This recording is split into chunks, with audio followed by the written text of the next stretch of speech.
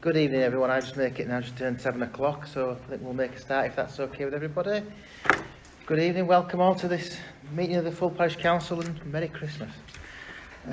So I've been informed that with no members of the public have been made as aware that they would like to speak, and I can't see any here.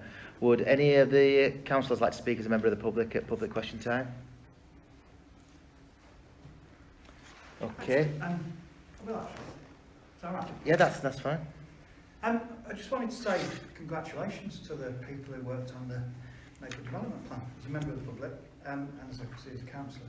I'm not even sure if it appears on the agenda as an item, but it's a massive, significant step, and obviously I want to say massive show of thanks really to Rachel for her phenomenal effort and getting it over the line.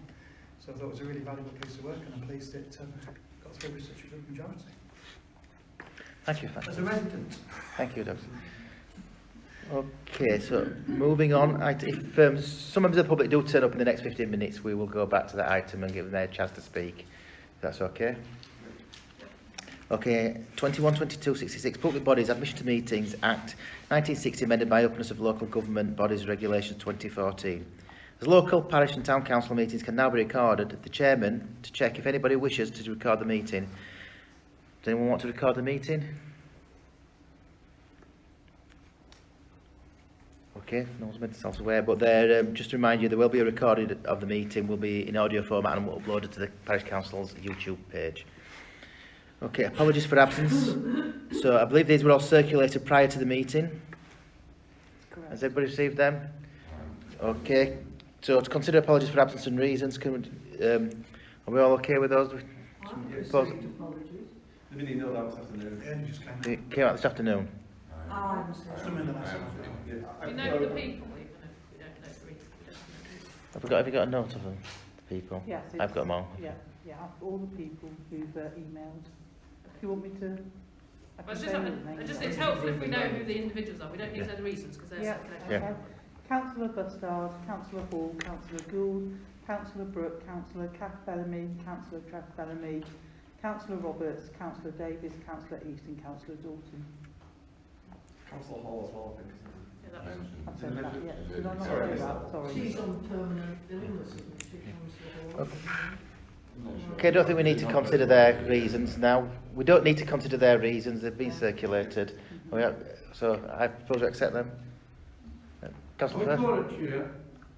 Councillor Firth? We'll call it. And we are correct, we're 8 to be correct, All right, and we are correct. okay. But thanks for that point of vote. Yep. All those, proposed Councillor Hogley, seconded Councillor Dixon. All those in favour? Thank you. Chair, could I just ask us to ask the Chair to liaise with the clerk to remind other councillors who haven't submitted apologies to do so? Because I have a feeling that it's some of the same people who haven't. I'll send an email out to them. Thank you. Okay, item 21-22-68, members interested in items on the agenda and to consider any written requests for new DPI dispensations. Has any written requests been received? No, nothing.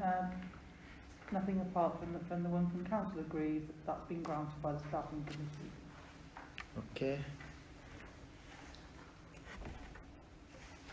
Okay, that's noted.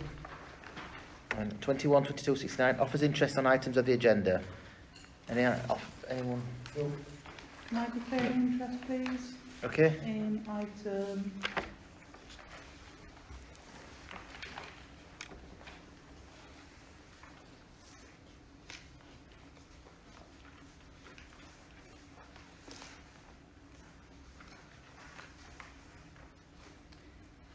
212289.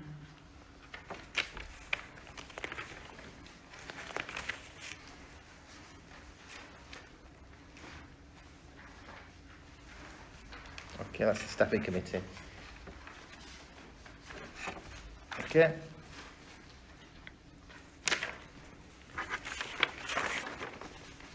So, 21-22-70, items on the agenda to be discussed in private session. 212289. 222989 regarding the staff's the recommendation from the staffing committee. Is that okay? Are we all okay with that? Taking that in private? Yeah. Thank you. All those in favour? Thank you. Chair, can I have another one? Yes, certainly. Which is number 83 about the Gartside building tenancy.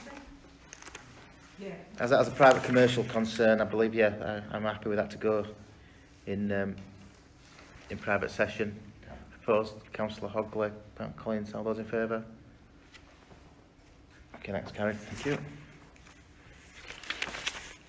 Can we, is it the deputy? Richard, are you sorting out the editing it before it goes onto YouTube? Yeah.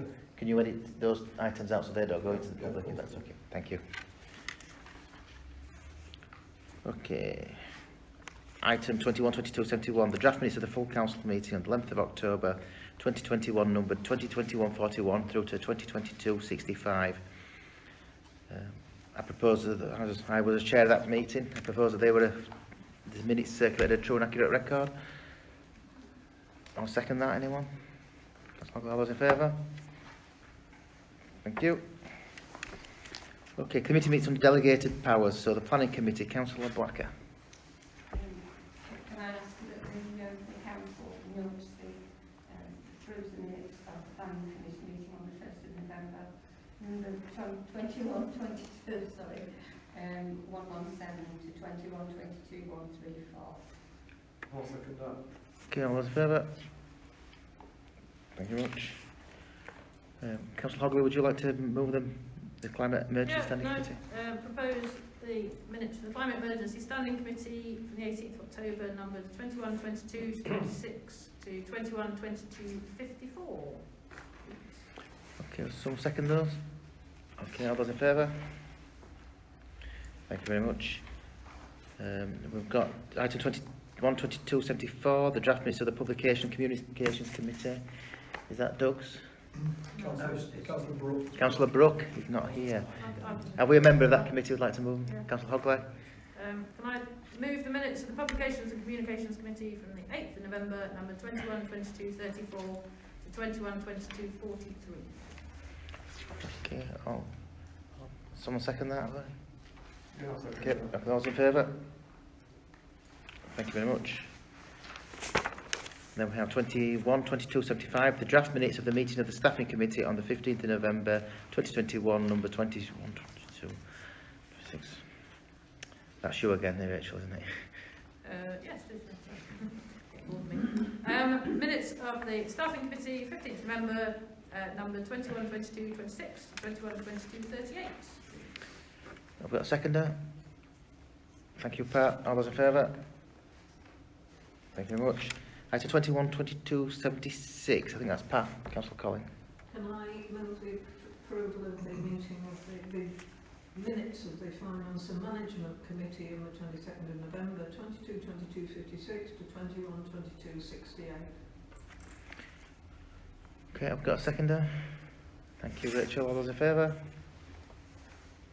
Thank you very much. And we're back to you, Councillor Blacker. Can I move the minutes of the planning committee meeting held on the 29th of November 2021, number 21-22 135 to 152. I'll second that. Okay, thank you. All those in favour? Thank you very much. Now we move on to referrals from standing committees. The Finance and Management Committee, whose minutes were just approved, the awarding of £5,000 to Holme Tech for kitchen equipment, the amount being paid from the Holme Tech earmarked reserves. That's 33 EMR, Holme Tech. That's come to us because only council can consider expenditure from earmarked reserves. The legal power for this would be the Local Government Act 1972, Section 133, as recommended by the Finance and Management Committee on 21, 22, 26. From Deputy Clerk to report. Hi, Councillor Grace. I don't really need so much more than it says really. We set up an earmark reserve at the start of this current council year with 10,000 in it, and it seems sensible to, we've already spent 5,000 from it, and it seems sensible to take the other 5,000 from the earmark reserve rather than taking it from a budget line. So it's as simple as that.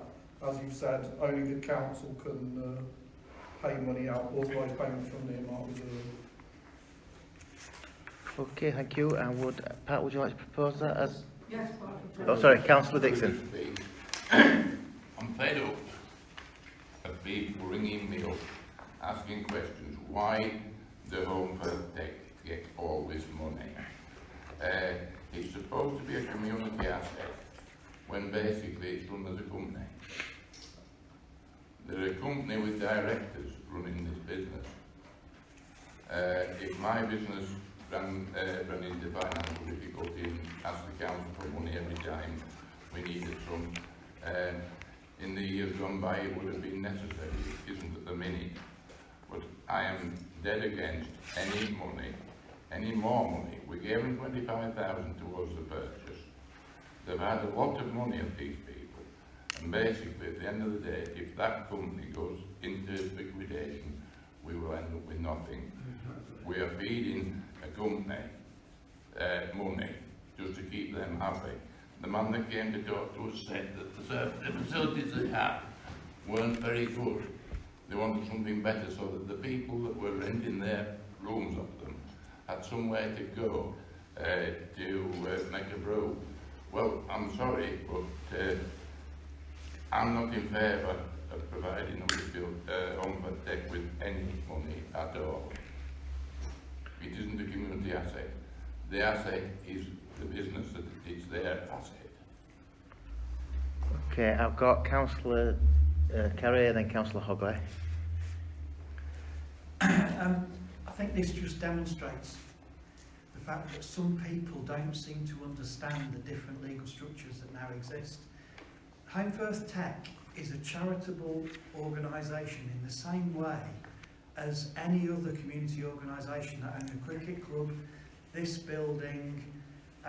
You know, it's a slightly different arrangement than obviously we've got with the Civic, where we're technically the key holders, and there's a charitable organisation who runs it on our behalf.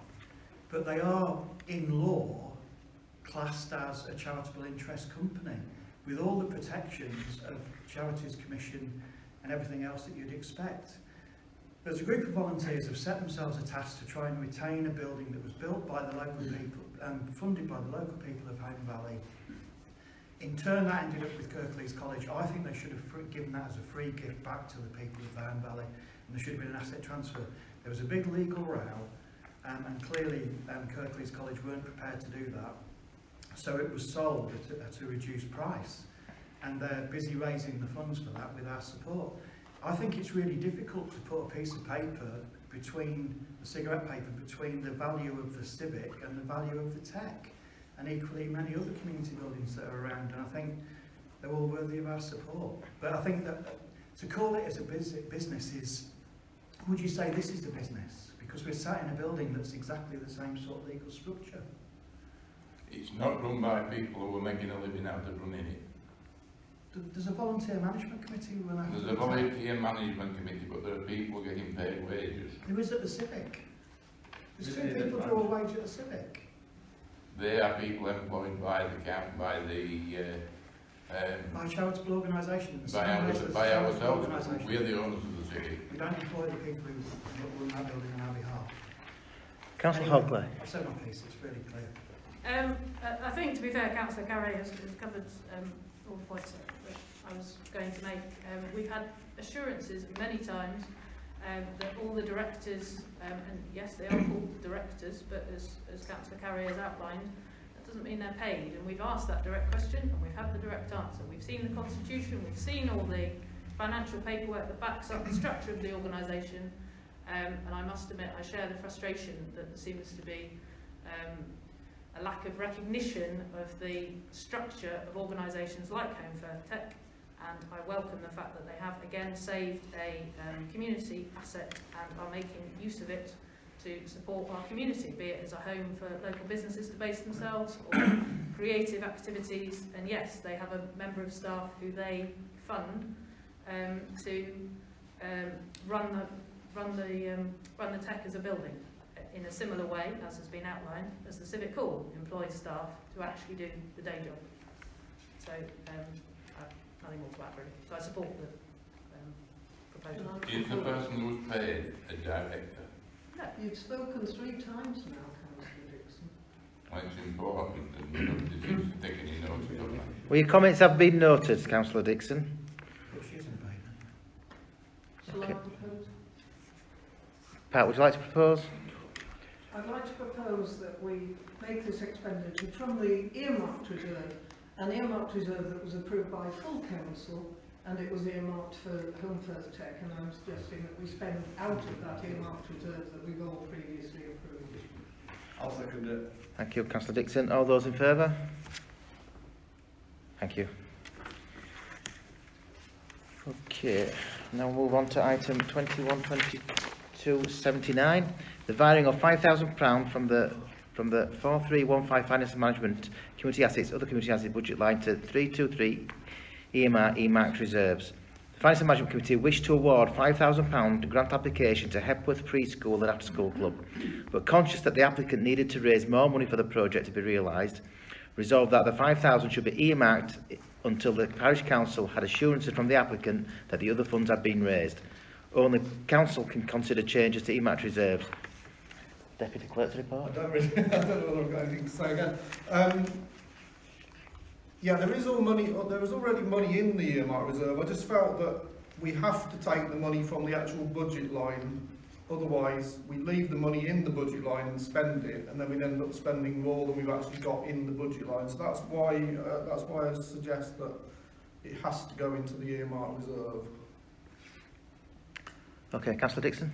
Chair, I am identified interest on this item because my mum was involved with my preschool. Thomas, when this was brought up before, I made it known that your mother volunteered looked after the accounts, and I spoke to advise how the application had come about. I'm consulting her before I left this evening. They have the remainder in a charity account where they've raised the other half of the money, but they don't want to do the work, as some work is going to be carried out on the village hall by the village hall committee, and that she would like to work with Richard in the new year to let him know that they have the other monies in hand, but when work is going to commence depends on this other, because they don't want to put in this new matting out, or this new padding where they're going to be this play area, and then having scaffolding put on top of it. Thank you for them points of information, Councillor Dixon.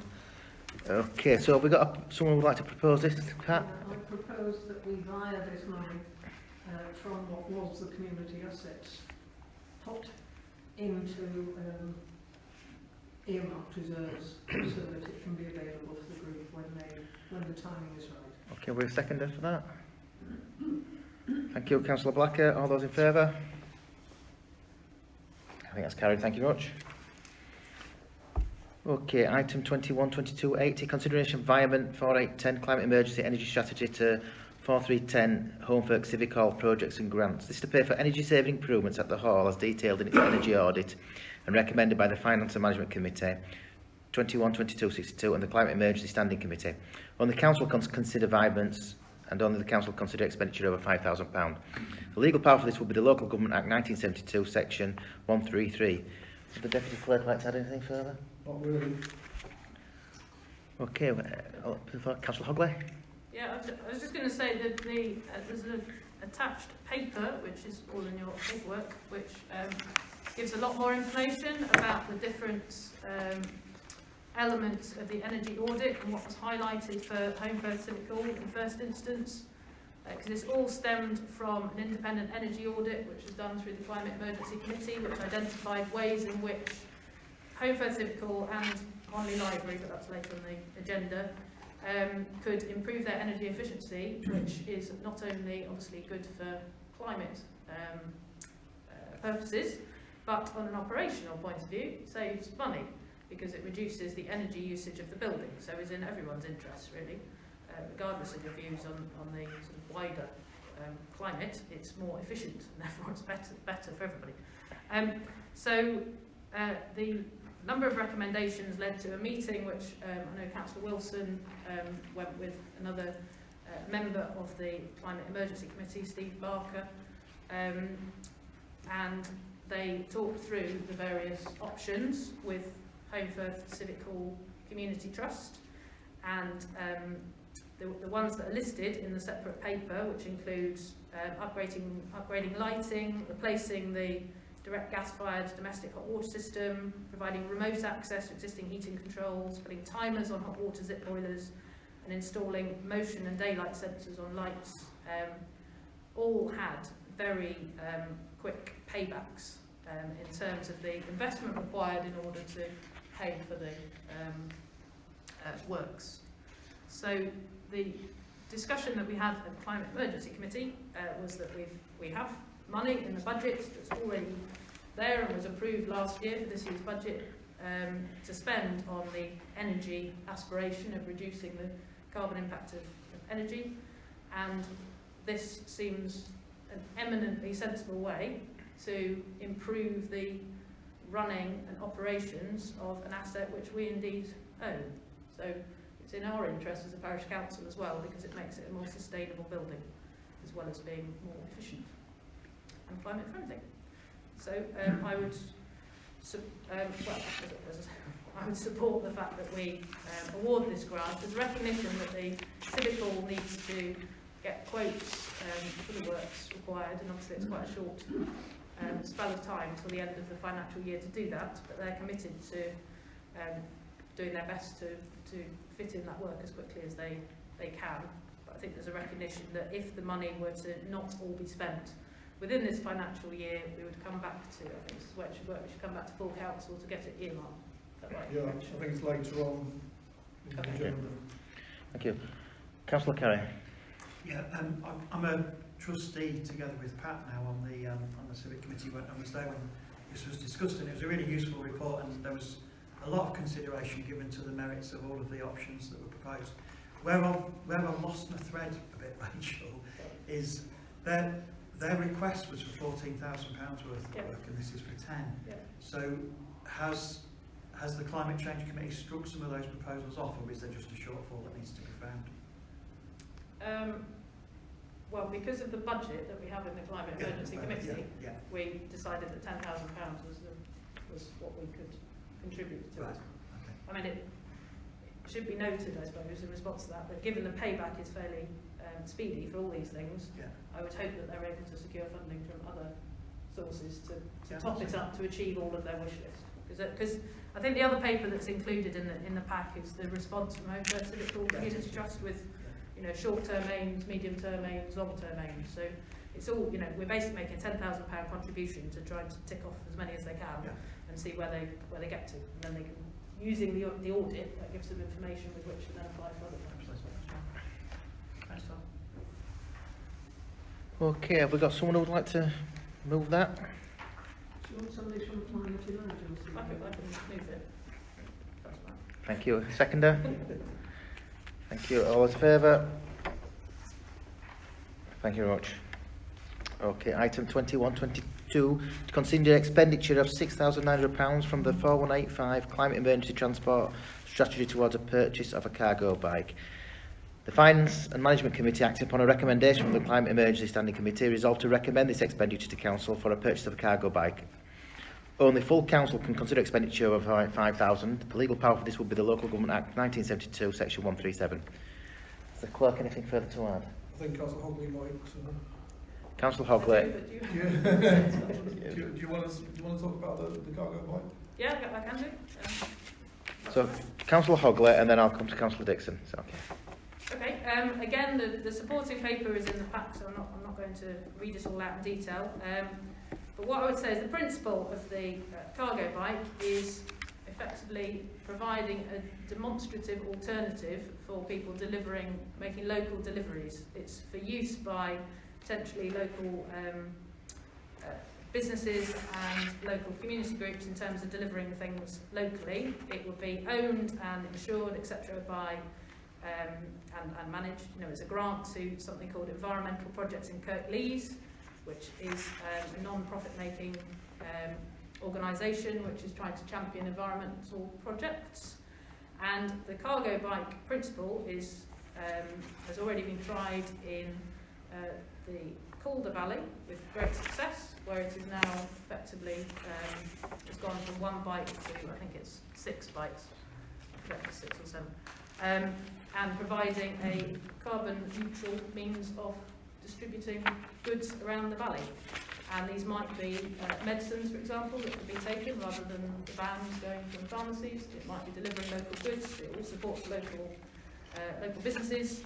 And obviously a cargo bike doesn't take up a parking space like a van would. It can get down little alleyways, it can get up to people's houses. It's an electric bike, just for anyone who thinks it looks impossible to pedal. I've seen them in action in other parts of the country, and they're generally very effective. They can carry up to, I understand, 80 kilograms of goods. And in the first instance would be powered by volunteers, as it's effectively the first bike is a proof of concept, and then to get people and businesses involved in it. And then in due course, the idea is it will become like the model in Ebden Bridge and Todmorden, which is then businesses start paying for their distribution through the bike, and then it becomes a self-sustaining project. And I think this is an example of something where by the Parish Council investing in the bike, we will provide a visible demonstration of what is possible and actually the small changes that can be made in our local area. Okay, can I just want to clarify a point of interest for myself before I move to Councillor Dixon. The 6 further bikes that were purchased for the Calder Valley, came from their own self-funding of the scheme once it was up and running. There's no suggestion we would then buy more bikes. No, I'm not suggesting there ever was a suggestion of that, but no, I just wanted to clarify that it then became self-funded. So the seed funding provided then became a self-funding project. Exactly. Okay, Councillor Dixon. I think you'll end up, if you buy one of these things, that you'll have a free-for-all and a war between traders. I think it's a total waste of time, a total waste of money. It seems a very good idea on the principle, but I think if everybody who gets wind of this all applies to use it or get things done, they're going to get nothing done, because it's going to be somebody somewhere who's going to take possession of it and use it for their goods, and there'll be no time left for anybody else.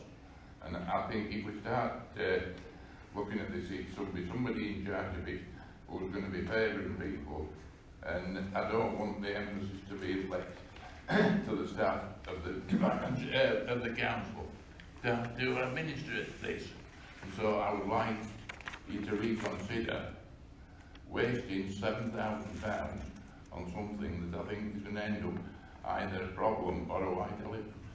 Can I just clarify one point? Okay, and then I'll move to Councillor Carrick. It won't be owned by the Parish Council. The grant is given to the Environment Project in Kirklees. There'll be no burden on our staff to manage deliveries. That's done through this organisation, who then have set up their computer booking system. Councillor Carrick. This jumped out at me.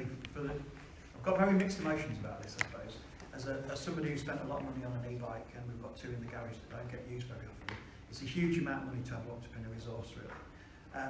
And my immediate cynicism about it is that there's a good reason why you don't get any delivery drivers around here on bikes delivering food, and you see a lot in Huddersfield, and that's because it's very hilly and it's a very challenging area.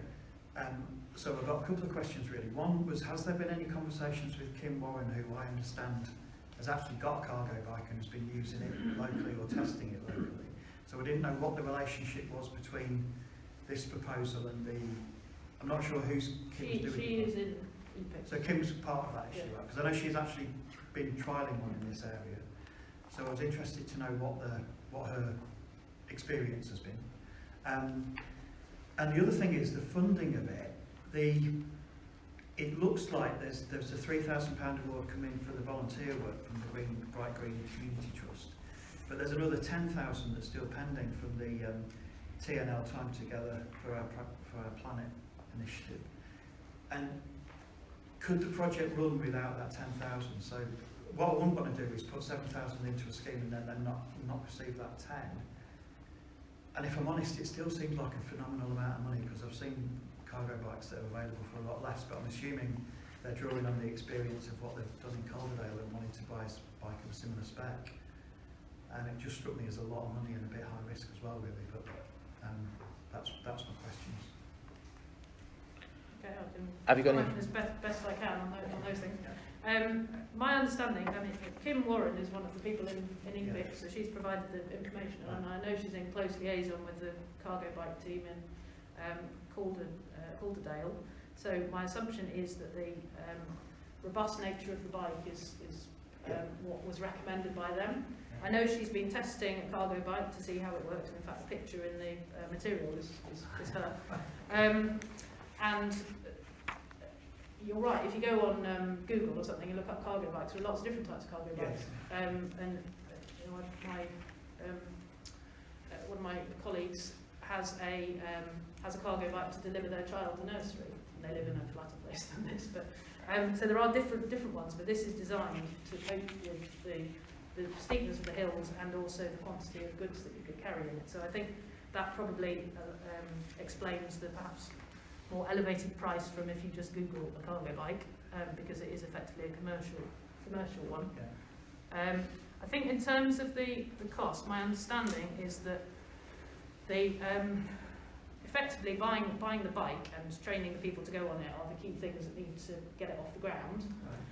And then obviously the more money that the EPICs can then source from other grant opportunities, the more they can progress with expanding at a faster rate. That's my understanding. Or they may indeed apply for other grants from other organisations if this were not to be successful. That's also my But they understanding. could operate without that. Yeah, because of that. that's my understanding. Councillor Wilson. Might be just worth adding that Hebden Bridge and Todman are fairly hilly. Yeah. Councillor Dixon, then Councillor Blacker. Yeah, I must admit, I never heard of cargo bikes until I was on the agenda. I googled it, I read about it. And I don't know if I'm crazy about the idea of cargo bikes, I don't know if they'll work or not. Like some of these technologies can kind of hit miss, like Sinclair C5 and things like that. But don't get me wrong, the electronic vehicles now are so much better and improving all the time. They are very expensive, which, like with e-bikes or with electric cars, and this is very expensive for what it is. But if it does prove to be a success, and like Dad says, it makes a war between the buyers, that could be good for the own life. The less cars driving around, better air quality, and it is kind of the way forward. So if we can start doing this and encouraging people to do it, we might get people, businesses to go buy their own.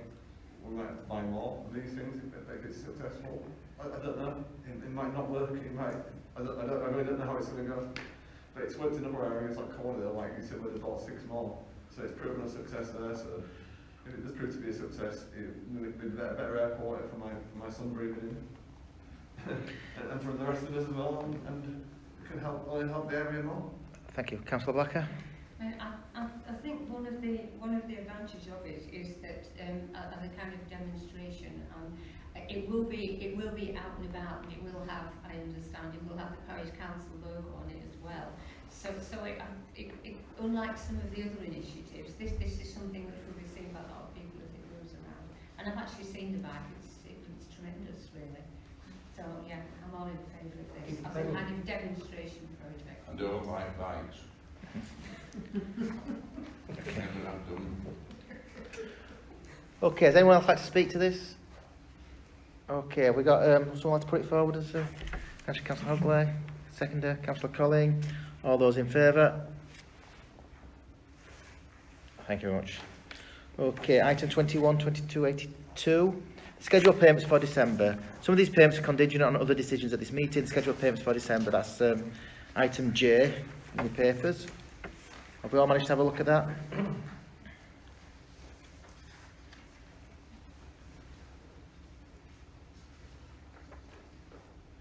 Are we all okay with that? Have all the decisions pending that have been made? Just the one on the library search has not been made yet. Okay, well, I think I will come back to that if that's okay. Yeah, that's cool, yeah. And we'll do the once we've... Chair, can I be... You certainly can. You certainly can. Comment where it says grant, where it should say cross-festival training, it says cross-festival training. Just if you were going to search things afterwards, might be able to find it. Can you amend that typo, Richard? Is that all right? You've already done it. Well done. Thank you. Thank you. So we'll come back to that when the item comes up for the Home Valley Library. Is that all right? And then we're agreeing something when we've already agreed on to process that in the. Okay. Item 21, 22, 80. Thank you. Okay, then we get on to item 212284, the council budget. Chair of Finance, Management and Deputy Clerk to report. You have a long detailed document there. All the items are reasonably clear. I don't know whether you want to go through every line in detail or whether you want to just ask questions about things. Ideally, if we're going to just do questions, can we do it the early section, do it by section? Okay, well, does the Deputy Clerk want to make a report before we Well, open it up to the only floor? thing I was going to say really was kind of the background to it, which, as you may remember, in our internal audit last year, it was pointed out to us that in terms of our general reserves, we were recommended to have about 25% of our precept as a general reserve. Currently, we have about 70%. So we were encouraged to kind of get it down a bit. I wasn't expecting us to get down to 25% really, but in some of the calculations we were doing, it was down to 25%. In this budget that's been recommended, it's at about 33%, as you can see. It's quite difficult to calculate because there's going to be an overspend on this year caused by that 40,000 to the Civic. So we'll be about 18,000 over budget, which is that minus 17,799. We're also quite likely to have a deficit on our income. So, actually calculating the amount is quite challenging, really. But given the budget we've got here would be an increase of about 31,000 over the previous year's budget, and the earmark reserves will be an increase of about 48,000 on the previous year's budget. I don't know whether people want to talk through any of the specific increases. Myself and Councillor Colling will talk about them. Councillor Hogley. Yeah, I just wanted to clarify one point, which is not about the line items, but about the budget that's in this. Just to confirm, is this assuming that the precept is at the same level that it is now? Yes, it is. Yeah, I mean, we won't find out the actual precept until January. It's, as you know, it's calculated on the amount of bandy households. It went down slightly last year, if you remember, which was quite unusual. I would suggest it's probably likely to go down a little again. It didn't go down by much, just by a couple of thousand, but it did go down by a little. Okay, thank you. Okay, have we anyone else like to speak to the budget? Any queries on any of the item lines? Councillor Dixon. It just seems rather strange that we're talking a few months ago about having a lot of money and possibly the budget being greatly reduced or a nil budget for once, to now be seeing that we've got a £30,000 increase. I was just curious to know why, when we were talking that we would have a budget reduction, to having a budget increase. I also see that we've still got the Climate Advisory Committee wanting £36,000, which I've always said was double taxation and should be disbanded, and that would have made it that it would have been level, but never mind. It's not my line of people who think the same, but anyway. Thank you, Councillor Dixon. Have you? Is there any reason why we've got to not that? Well, there's various reasons, Councillor. In terms of the staff salaries has gone up by about 7,000. That's because we're going to have an extra 7 hours if that's approved tonight. Yeah. The neighbourhood plan implementation has gone up by 5. In terms of the pubs and comms, the Royal National Events budget has gone up because of the Platinum Jubilee celebrations. You'll have something in your pack about that. Employment and energy stayed the same, service provision has stayed the same. And I think the rest is kind of, you know, small incremental gains of, you know, like a few hundred here and a thousand there. The large amounts of money though that we're paying out to various bodies can't last forever. I can see we can carry on paying it for a short period, but I can't see us managing to do it forever. Okay. Would anyone else would like to comment on the budget? Councillor Hogley. Yeah, I just wanted to say this, I welcome the fact that we've got quite a series of chunky earmarked reserves, because I think that's the result of some good discussions in various committees about how we can support, be it community assets or other future projects. And I think it's really helpful to have some sort of direction of things that we want to support in the future. And whilst I recognise Councillor Dixon's comment about the money won't be there for forever, I know in the last few years that I've been on the parish council, people have commented that, well, why are we sitting on money? We should be making our money work. And it's true, we should be. And I think, you know, we raise money from local people to spend in the local area on the things that matter to local people and to support our community. So I welcome the fact that we've got a budget which doesn't need to raise the precept, but actually uses reserves that we've built up, some of which we built up as a result of COVID, so not spending as much, but others because we've been prudent in previous years. And I think as we come out of the COVID pandemic as well, that's you know, as good a time as any to really dig into our pockets and say, well, actually, we want our money it's your money, and we want to spend it on things in the community, not just sit on it in our accounts. Councillor Dixon. Yeah, history lesson for us here. When I joined the parish council, which would be about 15 odd years ago now, a long time ago, I was very young then. 23, I was 23 then. 38 now. So, yeah, when I joined the parish council about then 15 years ago, Kirklees College ran the college building. The toilets were run by Kirklees Council. The City Hall was run by Kirklees Council. So was Holme Library as well. Kirklees Council also had a lot of budget cuts in the last 15 years, and they don't run these buildings anymore. The parish council does a lot more now than it did 15 years ago. When I first joined, did bits and pieces, a few grants here and there, seats and shelters, a few little things. Nowhere near as much stuff as it does now. Hence the extra need for extra staffing.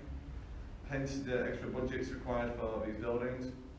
The college building was closed for about 8 years, something like that. It was left empty for a long time. Now it's back running for the public to use, doing lots of classes and various other good things for the community. And if we have to give them some money every year, like 5,000 we've been in this year, we're not going to give them 25 grand every year. That'd be a lot of money. But if we were to give them like 3,000 or 4,000 every year for different things to get the building up to a really good standard, keep it going, it's better than it being empty. It's a good asset for the valley.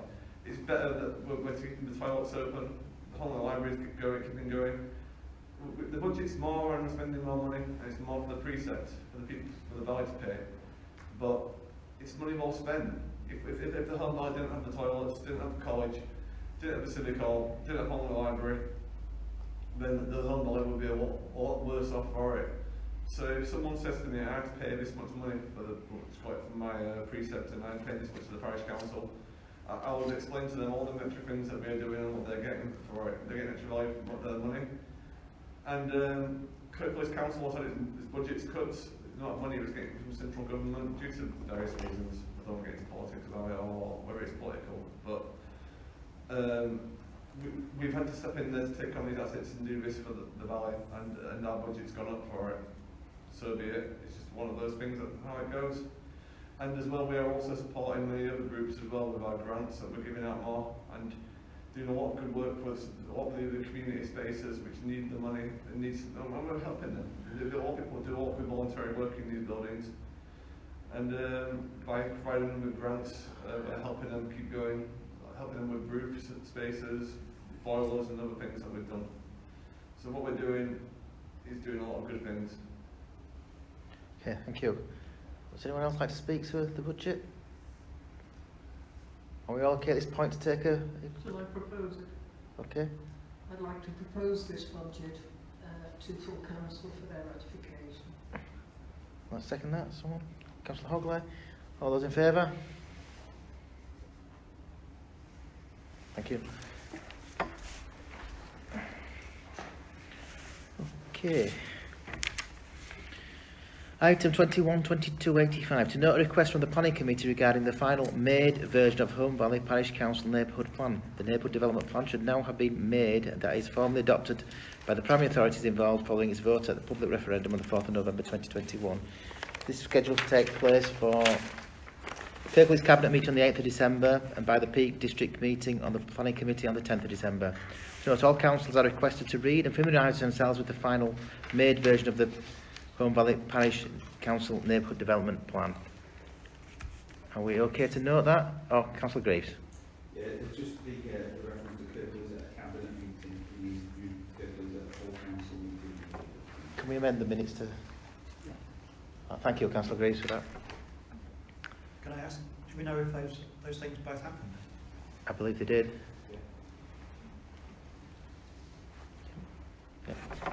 Sorry. Councillor I'd Hogley. just make one point, which is just, I know, having watched the coverage of the discussion at Kirklees full council, one of the things that was mentioned was that there were questions around the Holme Valley not including Meltham. So I'd just like to remind all councillors that the Holme Valley Neighbourhood Development Plan mirrors the parish council boundaries because we are the authorised body that covers the Holme Valley. Meltham has its own town council, as we well know, who could choose to develop a neighbourhood development plan. So I think it's just important that people all recognise that the Holme Valley Neighbourhood Development Plan is the same boundaries as our parish, because I know that was appeared to be a misunderstanding that was visible in that cabinet meeting. So I think that, sorry, not cabinet meeting, full council meeting. So I just want to clarify that, so everyone's absolutely clear about that. Okay. Thank you for that. So that's noted. 212286, repairs to Thurston Land Bank bus shelter. I did have a member of the public get in touch with me this weekend to just inform us that we don't have a bus shelter at Thurston Land Bank. I think this bus shelter is called Thurston Land Bank, but it sits on New Mill Road at the bottom of Thurston Land Bank Road. That makes a lot more sense. Yeah, and separates it, and I think it's called Thurston Land Bank to separate it from the one in New Mill or the one in Brockholes. Yeah, the one in, so I think it's if we just said New Mill Road, people would be concerned about which one it is. So that's the one we're talking about. Councillor Dixon. This bus shelter is not on our insurance policy. And I'm sure at some point, my dad done all the child plans help me with this. At some point, Metro took on the shelters and the ownership of them rather than being ours. And that's why I don't think they're covered by our insurance. I'm sure there was something about a long time ago. It is a long time ago. But I'm sure Metro did take on the shelters rather than us doing it. And we painted the inside them to make them look better. We've done that. But I think they come under Metro's remit rather than ours. Or did we take them over from Metro? No, I don't think. I'm sure there's something with this. I'm sure there's something like that. Councillor Green. Yeah, but in my mind I've got it that the stone shelters, of which this is one, still remain parish responsibility.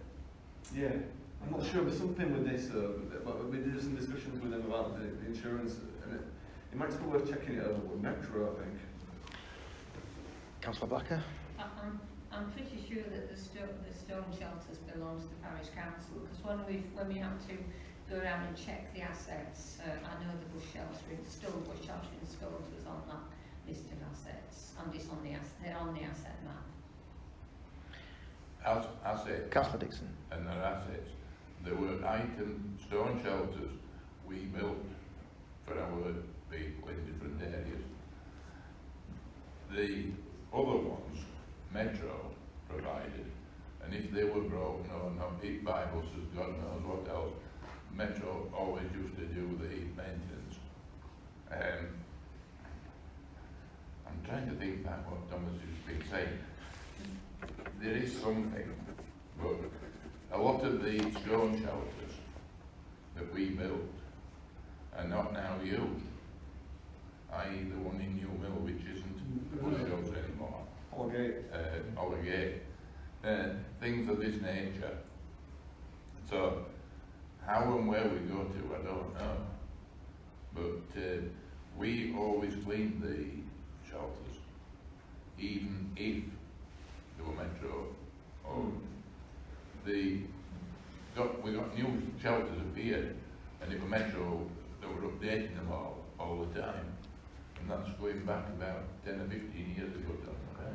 Yeah, but some of the bus stops were made black, still within a mile of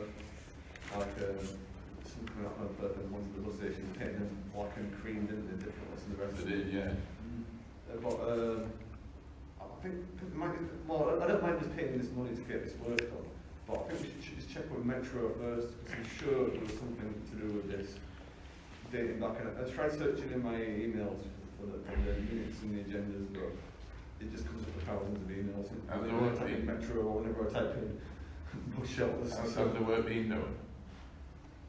No, not yet. Waiting for this meeting. But obviously, from the list of the contractors' charges there, some of that work must have been done because it removed all the trees that had to be taken away. All that, it says removal of debris and fallen trees and demolished roof and put in a skip. Well, it'll obviously have to do that already. To replace the fault and replacing the tiles. That won't have been done, but I presume that the original work was done. So some work will have been carried out, whether it's been paid for on another item on John's bill. I wouldn't be knowing. My understanding is that our contractor has been there and done some initial tidying up. I don't know about getting a skip or anything, but what I can do is I'll clarify that with him and I'll email out to full council any works that have been done on it so far.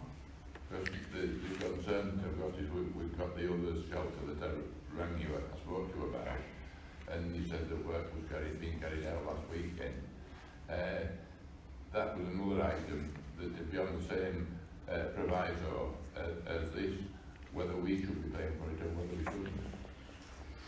Because if it is that Metro are responsible for some of the shelters, the costing should be borne by them. So I think we've got a matter at hand, is are we going to repair this bush shelter, pay for the repairs to this one bush shelter that's there, which we tend to believe is our asset. Yeah. I'm quite sure that, knowing West Yorkshire Passenger Transport Executive or Metro, whatever they call themselves these days,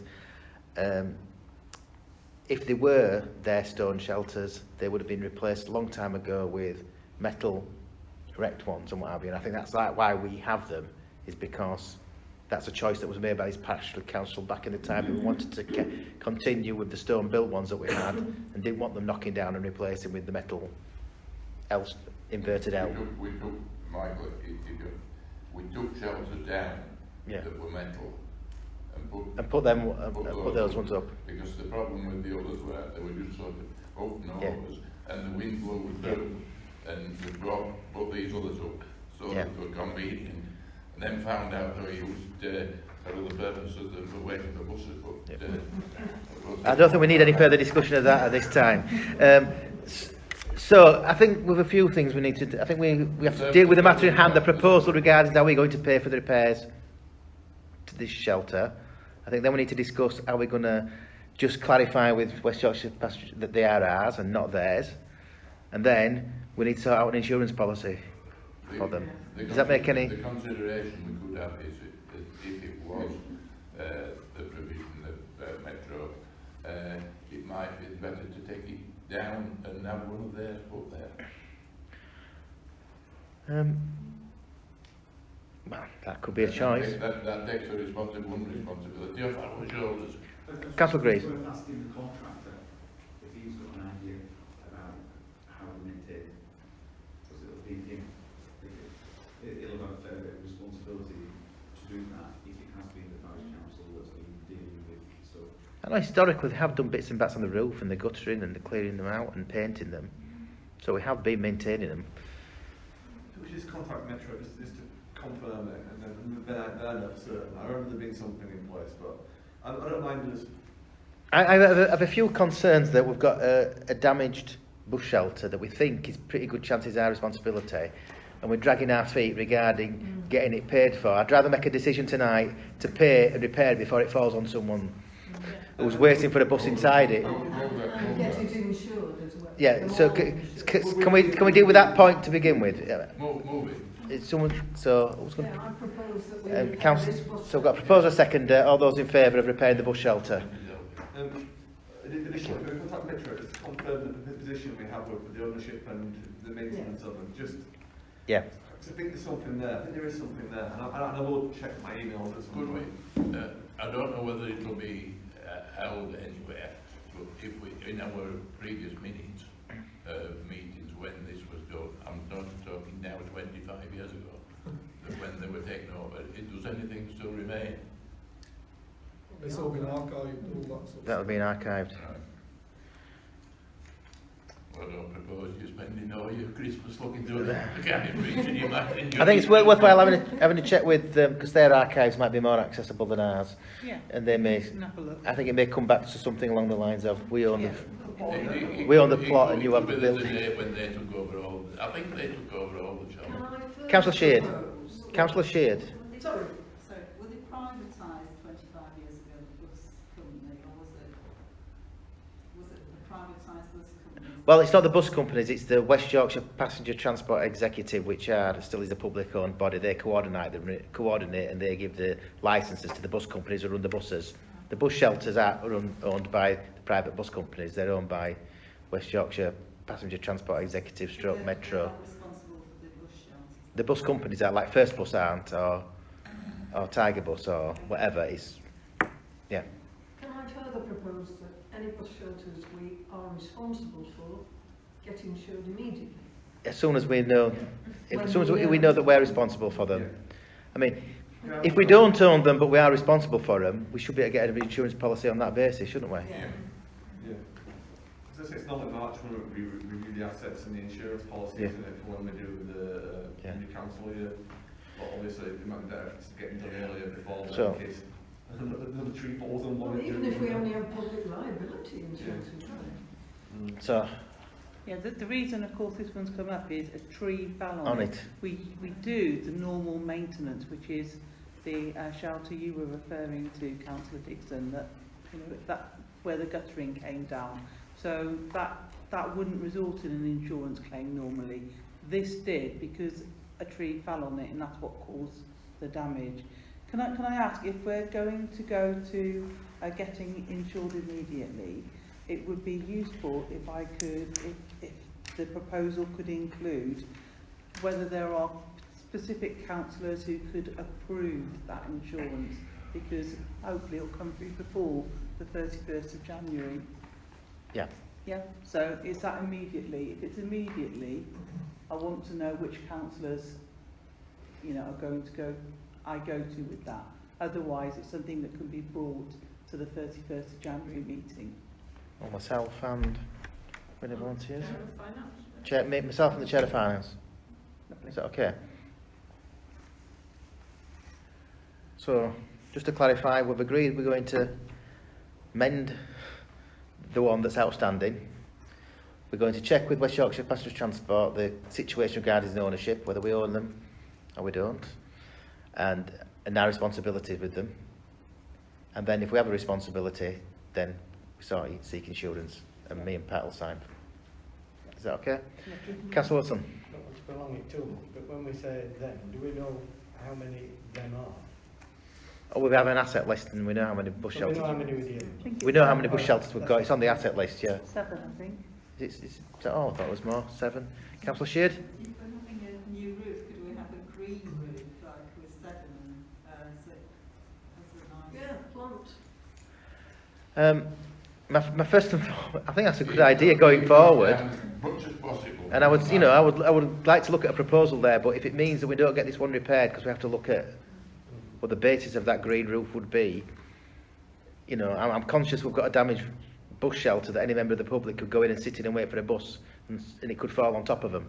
I'm kind of concerned about our liability. If we need a new roof, not Yeah. when we repair this one. Oh yeah, going forward, I mean, something we can look at. I mean, I would encourage you to go to the climate emergency with that proposal. Okay, is that all right? Okay, so item 21, 22, 87, Christmas tree expenditure. On the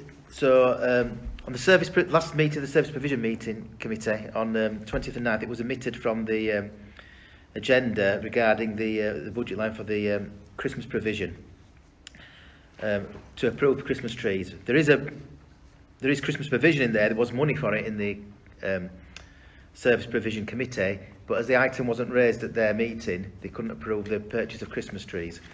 These were purchased, the clerk got in touch with myself and made me aware of the error, and the chair of the Service Provision Committee and the chair of Finance, and we agreed that we would pay for the Christmas trees, which we have done for on many occasions for many years past.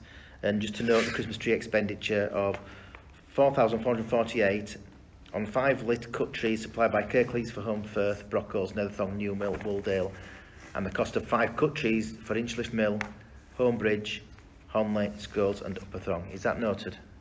Noted. Thank you. Chair, can I just query that? Who paid for the Christmas trees in North Burton Hall? The Parish Council or Kirklees? Parish Council. We don't get one free one every year, don't we? Like, we pay for so many and Kirklees for free one for sorry, Richard. Sorry. Councillor Hogley. I was just going to comment, the big tree next to Old Jen, so next to the public toilets in Home Firth, is paid for by Parish Council as part of his kind of, I don't know, buy 5, get 1 free. You pay for 4 of them, I think. In practice, it hasn't been lit yet, which Jen has chased up again today and is due to be lit. But there are other trees in Home Firth now, because we put the Home Firth Christmas tree team put a tree outside the bottom of the market hall, outside the parish church, and outside where the old YBS building was at the top of Victoria Street. So those are paid for by Home Firth Christmas team. So that's just so you know, and all the little trees and above the businesses and outside the pitch train. Is there a reason that Charles is questioning whether Kirklees pays for us? Is it because Kirklees pay for everywhere else? And provide them for everywhere else, and we've been used. I was under the impression that Kirklees paid for the Home Firth one and possibly the Honley one, and then we paid for all the rest. No, it's never been that. I think it's a bulk buy discount that gets us the Home Firth one free because we buy the other 4.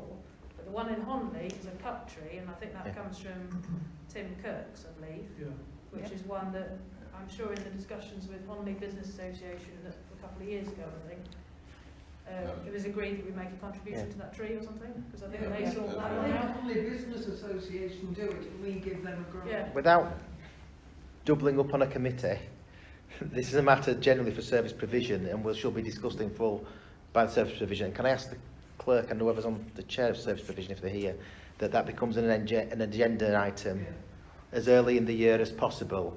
I think it's quite, I don't really have much clairvoyance, but I reckon there's going to be a Christmas next year and the year after, and doing it as early in the year would be as prudent a decision and getting done and dealt with. But I think the discussion of so we've noted that we've agreed the payment, and that maybe service provision want to have a look at what trees they're buying and wherever as early in the year as possible. Okay. Okay, so item 21, 22, 88, authorisation of searches to enable the asset transfer of Honley Library.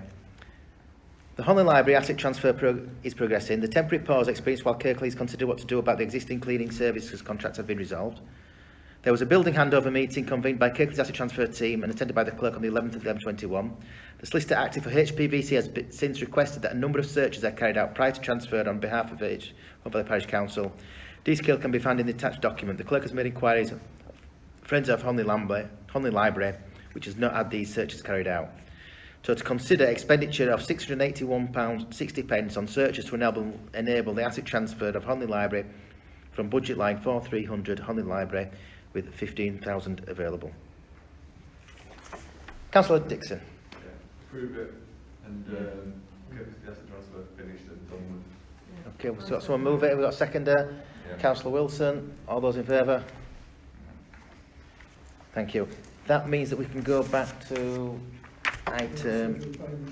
I'll go back to it. 82. Scheduled payments for December. Now we've approved that. Are we? So can we approve the payments? Because all those other decisions have been made. Can we approve the expenditure for December? All those in favour? Thank you very much. Thank you. Okay, item 21/22/90. Consider the Clerking of Publications and Communications Committee moving from the Deputy Clerk to the Clerk from the 1st of January 2022. The Chair of Staffing Committee report. Sorry, it's me.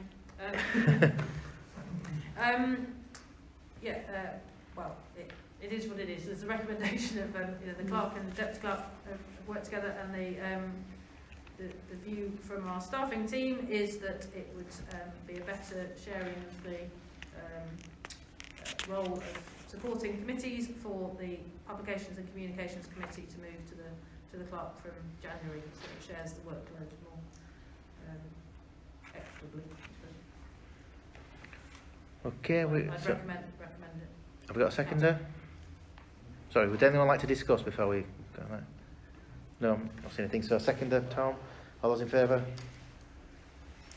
Thank you. Okay, item 21/22/91. Parish Council meeting scheduled for the remaining of the year. Michael, can I just raise something on that? Yep.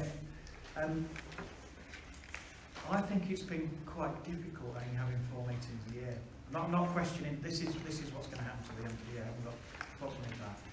What I'd be interested to know is for each committee to actually reflect on the spread out nature of the year, and is it possible to do business when you only meet once every 3 months? It seems like a lot of work's now delegated to a fewer number of committees, partly because we wanted to reduce the pressure on the staff. But when I look in my diary, I'm not even going to discuss service provision for ages, you know, if you've got complex workloads or decisions to make, I guess it's just something for the chairs to discuss with the committee about what the frequency of meetings they would prefer to have in the following year. I mean, I know it's not been a normal year in any way, has it? But you know, because of everything else that's been going on this time. But I'm just not sure that once every 3 months is frequent enough to make rapid, agile decisions, and it seems some decisions get slowed down because of frequency of meetings. Okay, Councillor Hogley. I think it's important that committees reflect on how frequently they meet, but I wouldn't suggest that they need to meet more than every 3 months. But if there are things that need to be decided in the interim, there is the opportunity to use this, because there's a huge burden, if you like, that goes with each meeting in terms of the paperwork and the administration that goes with that. But I think to aid the effectiveness of those meetings, I think it's helpful if councillors, on each committee review how it can do that in conjunction with the relevant clerk or deputy clerk as to what business is likely to come up, because there'll be certain cyclical things that we know about. I mean, we were talking about Christmas trees, so that say on service provision, councillors don't just arrive at that meeting about Christmas trees and then take away actions to look at things. Councillors think in advance of that meeting, well, are there people I need to talk to or things I could find out to bring information to that meeting or proposals to that meeting to progress them. So I think there's a bit of a sort of onus on people, and perhaps particularly the chairs and vice chairs of committees, just to think about things coming ahead and making sure that the meetings are as effective as possible with the right information, because the most frustrating thing is having meetings where there isn't the backup information with which to make decisions, and that's when you get the frustration that things have to be knocked onto the next meeting, and as you say, that can be 3 months away. And I would hope that the additional staffing time, whilst obviously we can't fill the 7 hours with 21 hours of additional work, will allow the clerk team to support all councillors in trying to provide a little bit more of a or we definitely need to be discussing this. So if councillors are aware of things they want to raise about it, or ways they want to change it, or refine it, or whatever, then that's the right meeting to be aiming for. Okay, would anyone else like to discuss the proposed schedule for the remainder of the year? I'd just like to make one comment on the dates, and I think the 11th of January, the 10th or 11th of January is down for a meeting of the Finance and Management. Could you take my apologies now, because hopefully after all the times that have been cancelled, I'm having the operation on the 10th of January. It's actually down as a planning committee, and the finance and management committee is the week afterwards. The Finance and Management is the week after, is it? It is, yeah. Well, I won't be there. Well, I wish you a speedy recovery for your own. Be sat at home, convalescing. Maybe back on Zoom by then, so you might want to attend it. He's back on Zoom, I could well be with you. I'm sure we all wish you a speedy recovery and the best of luck with your operation anyway. We do. I know you've said that before, but it seems to be something that's going on and on. After seeing somebody today who was less needing than me, had theirs done 4 months ago, the certain gentleman who I spoke to this morning is going to get the bollocking off me next time I see him. I'm sure he's looking forward to that. So, have we proposed, Councillor Shade? Yeah, I agree with Councillor Curry that it just seems very, very slow. I mean, I'm new to the Parish Council, but it just goes very, very slowly, especially when we've got declared climate emergency and it's only how many times a year do we have meetings at full time? We have a schedule in front of us for up to the end of May.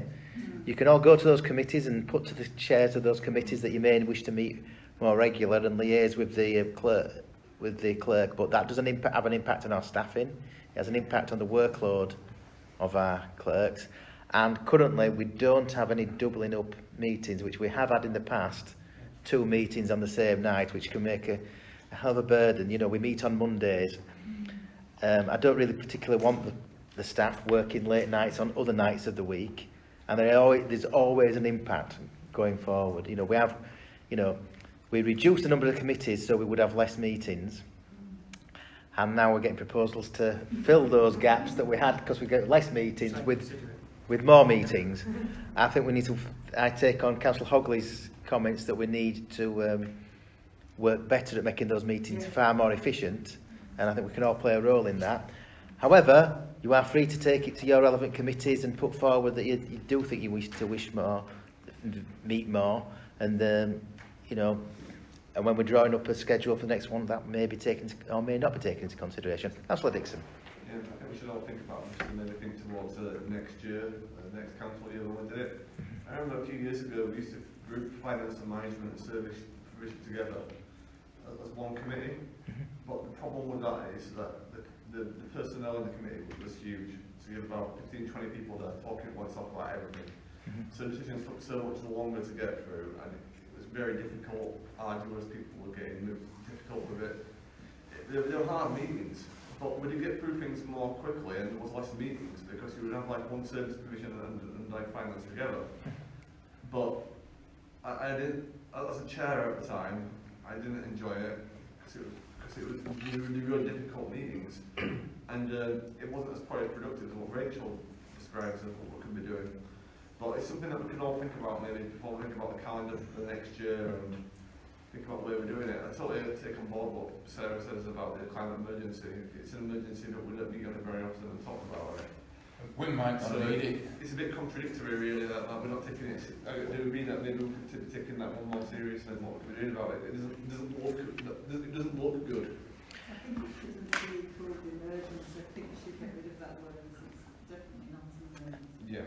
Well, we need to return it. Can we have a meeting and not a discussion? Councillor Colling, then Councillor Wilson. I'm just saying we've managed to marry cask and farm out cask across service provision and finance without ending up with 40 people with an opinion, though the last finance meeting finished at 11 minutes, as you said, which is something we need to think about, but it is only the one meeting, not 2. Councillor Wilson. I think having had a lifetime of meetings, I think it's more about what we do outside the meeting rather than in the meeting. Yeah. The meeting should be just bringing together the actions that we've all been doing. And I think that's probably Councillor Hogley's point there, that if we construct the meeting such that we all go away with actions, we'll see progress. Can I just make one quick point on that? Because I think one of the ways around this is to delegate actions to working groups that can meet between meetings that don't need the clerks to come up and minute that, but people basically just get together, do the homework and report back, and if necessary they can take that back to a full council meeting. Not, there's ways to be creative, but it relies on us as volunteer councillors to do more work, really. Not rely on the clerks, because I think that's the problem, isn't it? That's where we always get Okay, we had a proposer and a seconder. Can we vote to agree the schedule for the remaining of the year? Thank you very much. Thank you. Okay.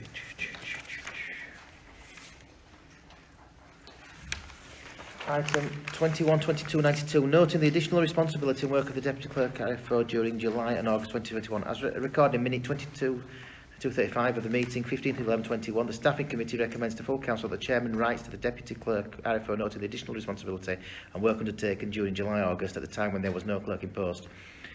Chairman to write a letter of thanks to the Deputy Clerk RFO on behalf of the full council on account of the extra work. I'm quite happy to do that.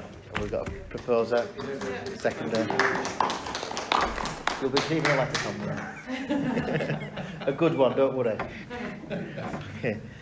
Is there going to be a picture of the Queen in it? Possibly. Okay. Publications and... the 21, 22, 93, the Publications and Communications Committee, commemorating the Queen's Platinum Jubilee. CQ, the proposal being put forward by the Publications and Comms Committee is that a budget of £10,000 is set aside to organise the following. Provision of wildflower seeds to every primary school child in the valley to plant at home. Provision of a fruit tree to every primary school in the valley.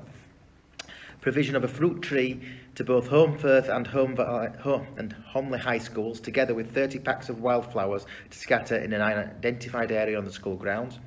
Provision of a fruit tree each to the 12 main villages within the Holme Valley. I believe this is the Holme Valley Parish Council area of Brockholes, Haydedge, Hepworth, Holme, Homebridge, Holmfirth, Holmley, Netherthong, Newmill, Scholes, Upper Thong and Wooldale.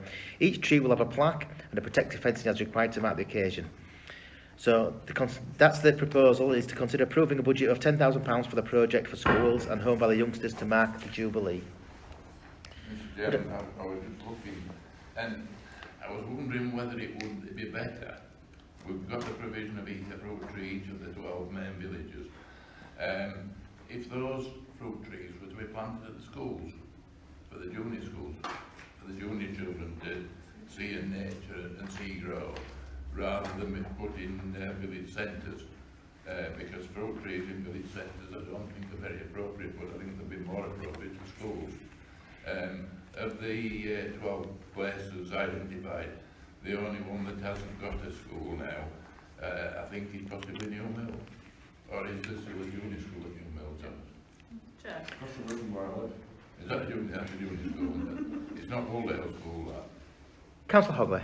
I don't know whether Councillor Dixon has seen in his accompanying papers, but there's a fairly comprehensive proposal that I've put together. But just to clarify, there is already in that list provision of a fruit tree to every primary school in the valley. So the schools have already got it. It doesn't say that here. Where? Second bullet point down. Sorry, I apologise. That's right. So the idea behind the project was obviously to mark the Royal event, but also to do something that gave us the opportunity to leave a legacy in terms of the trees. The only thing I would welcome others' thoughts on is whether a fruit tree is the right type of tree, or as someone who I was talking to about the proposal the other day said, could it not be something like an oak tree, which in 200 years will still be there, perhaps in a different way to a fruit tree. So potentially it could be amended to have, say, a fruit tree in every primary school, but perhaps a different type of tree, although not a sycamore or a weed tree.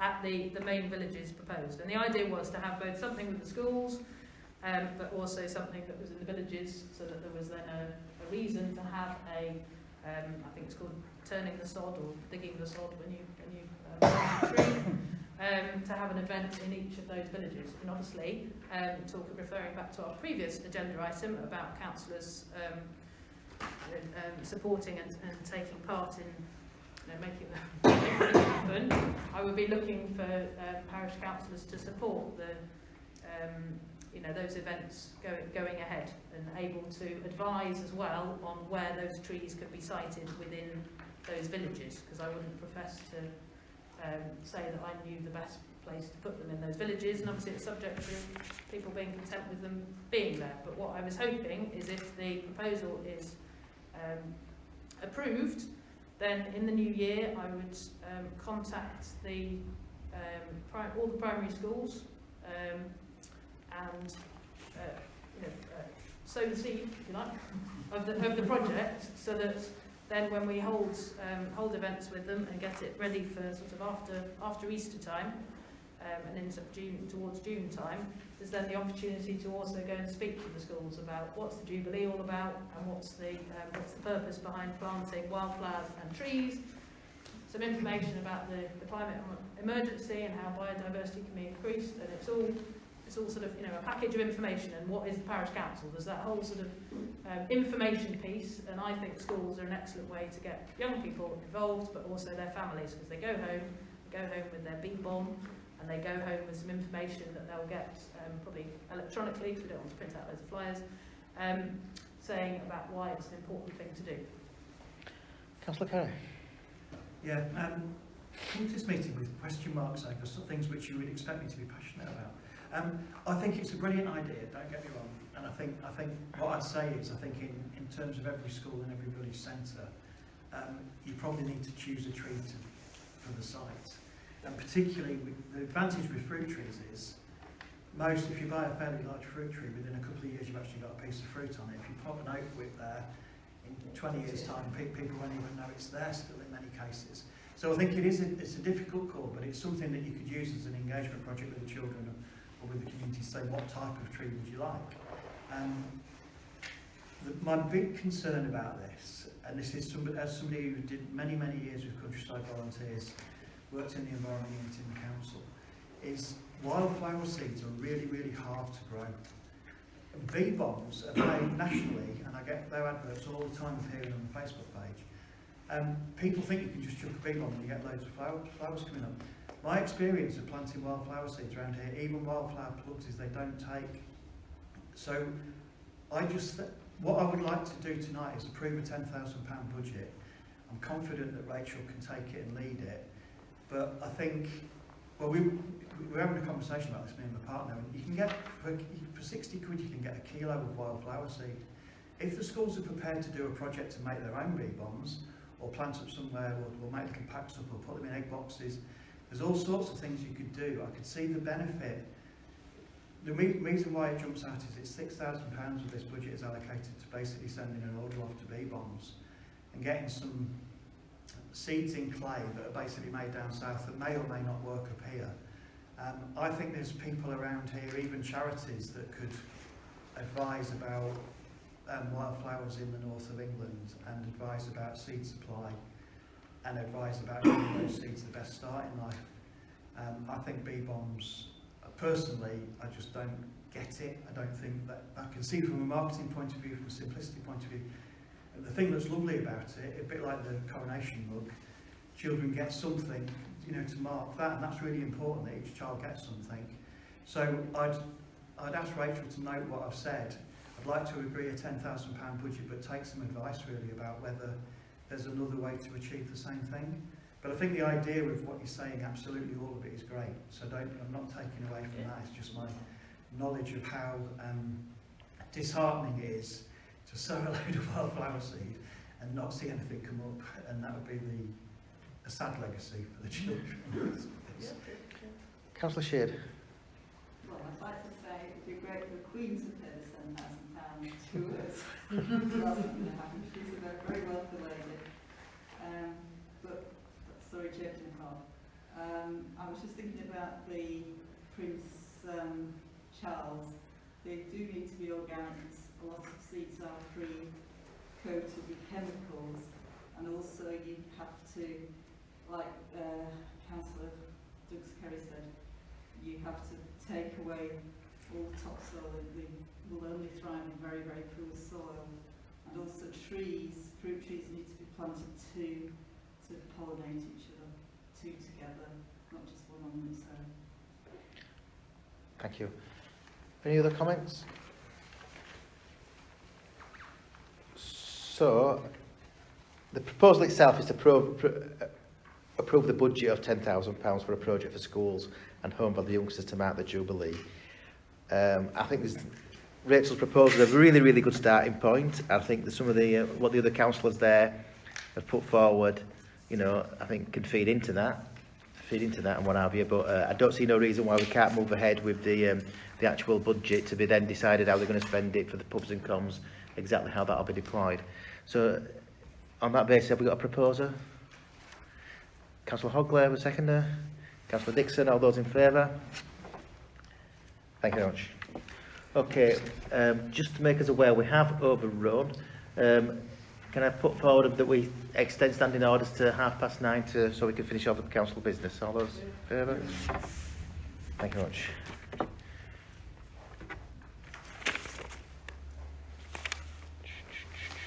Climate Emergency Standing Committee, Holme Library Energy Audit Recommendations. To consider subject to approval of 22-23 Climate Emergency Standing Audit Committee budget, £10,000 from energy budget line. Be committed to an earmark reserve to support Friends of Holme Library to undertake energy improvement works in line with the Holme Library Energy Audit Recommendations. Climate Emergency Standing Committee 21-22-52. Do we approve? Does anyone like to speak on that? Comment briefly on that. Again, the paper that's in the pack talks about the information, but the reason that the £10,000 hasn't been granted from this year's budget, as was the case for Home First Civic Hall, is because Honley Library is still going through the asset transfer process. So by putting it in earmark reserves, it means it's not then released until such time as Honley Library is actually our asset. Which, whilst it feels like it's been our asset for ages, it's not formally our asset. So we didn't want to commit the money until such time as it became the asset, and therefore this is a way of making sure that the energy commitment to Honley Library is, as we're doing with Home First Civic Hall, so it's acting on the outcome and recommendations of the audit reports. So it's just a way of making sure the budget is set aside, sorry, the earmark reserve is set aside so that Honley Library can then use it as and when it becomes our asset. Okay, does anyone want to comment? So, is this figure just an arbitrary figure, or is it something that we know is definite? Is it a guesstimate of the £10,000, or is it something that we know is definitely going to be to? Well, much like the Civic Hall, it's a contribution towards as many of the energy saving initiatives as they can take. It's up to a maximum of £10,000, but they would have to provide quotes in a similar way to the Civic Hall. Shouldn't we know? To draw down on it. Shouldn't we know from them what is they going to need to do whatever is necessary? well, it's Before we put a figure on it. Councillor Dixon. The proposal is to move it into earmarked reserves. When they actually want to spend it, we'll want to know exactly what they're spending it on and how much it is. Okay. They're also seeking funds outside as well, so that we can do more of the proposals than this £10,000. It will have to come before this council again, with the full council again, before they actually spend it, because it's spending earmarked reserves and only the full council can approve that. Okay, do we have a seconder? Councillor Colling, all those in favour? Thank you very much. Correspondence received in connection with the nuclear pledge. Emails received from Jason McCartney, I believe that's been circulated, and we had a letter from James Cleverley on behalf of the Foreign Office in response to the Chairman's letter resolved. To note correspondence received in connection with the nuclear pledge. Would like to discuss? So, Councillor Blacker. Yes, I was really disappointed by the email from our MP. I felt that it was dismissive and disrespectful, really, towards the parish council as an institution, and also towards council members of the whole three parties, and also the independents, for the the work that's been done. I mean, we've heard earlier this evening that the work that the councillors are doing and the councillors doing as a whole is increasing. And I just wondered whether a way forward. I'm not quite sure whether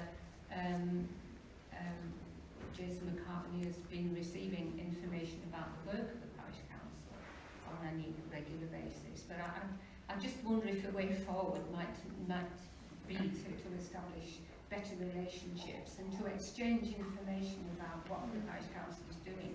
Because after all, the area covered by the parish council is approximately a third of the whole area of his constituency. So I just feel that both the MP and the parish council are, the part of the machinery of government locally, and I feel we should be able to work together, and I feel we should exchange information. So I wasn't sure whether this was a role for the Publications and Communications Committee, or quite how we should handle this. But I just think it's important that we explain what's been happening recently, and there's an awful lot of really interesting initiatives that we've discussed this evening. Councillor Carey. Yeah, I guess some of you that read your emails might have expected me to speak on this. Just to echo what Mary said, let's take the rights and wrongs of whether we should or shouldn't have passed that motion.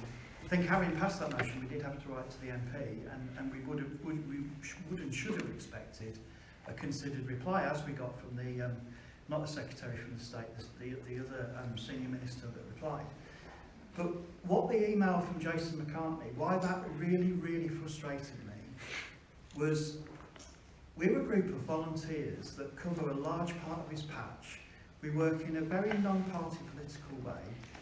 Lots of us give up lots of our time for other stuff within the community, and we volunteer for other things like the Land Charity and the Civic. Huge amount of work done on the Neighbourhood Development Plan. When I contacted him about the Neighbourhood Development Plan and asked him for a view on it, he refused to give a view on it. And I just think it just shows that there's no working relationship, no collaboration and no respect from him to us. And that is just outrageous. That just cannot... We are a recognised tier of government, the third tier of government after Kirklees Council. So normally with correspondence we ask to note it, and I want to propose tonight that we don't note it, but actually that we challenge this email and we go out of our way to explain to him the value of what we do as local volunteers. We should be a resource that works with him to give him insight, to help improve things for local people, and for him to imply that he agrees with constituents that we're just now political and out of touch with local people. That's just an outrageous thing to say, and it's a real... Now, I take that personally as an independent councillor. Even if I've been a Labour councillor, I take that personally. It's not because he's a Tory, that's just bloody rude. Can I ask you to, moderate your language when you're speaking to the council? Councillor Hogley. I know what's been said, and I think in terms of communicating with our MP, I think it's quite right. We ought to build a better relationship with the MP. And I would suggest in the first instance, what we could share is, and I'm trying to remember when it was published, but it was either May or June, possibly July, when I put together a report on what the council had done in the previous year. And I know councillors gave really positive feedback about that being a helpful kind of resume. And I wonder if it's, I would propose that is sent by the clerk to our MP to say, we're conscious that you may not be aware of the range of activities that the parish council has been undertaking, and for your information, we'd like to share the report that was prepared, and as I say, I can't remember which month we released it in, and I know it's on our website and everything, but we can't expect him to trawl through our website to find these things. And just actively, share that with him and say, we hope you'll find this useful in understanding our activities, as well as our regular column in the Holme Valley Review, and then try and, certainly on an annual basis, share something similar if the chair at the time is minded to do a similar sort of summary, because I think it's quite important that we remind people if they are unaware of the range of things that we're involved in and the positive activities that we're doing. Councillor Grace. I think Rachel's approach is probably the right one, and I think it might also be worth noting that we're disappointed with the tone of his response, especially in view of the considered response given by the Minister.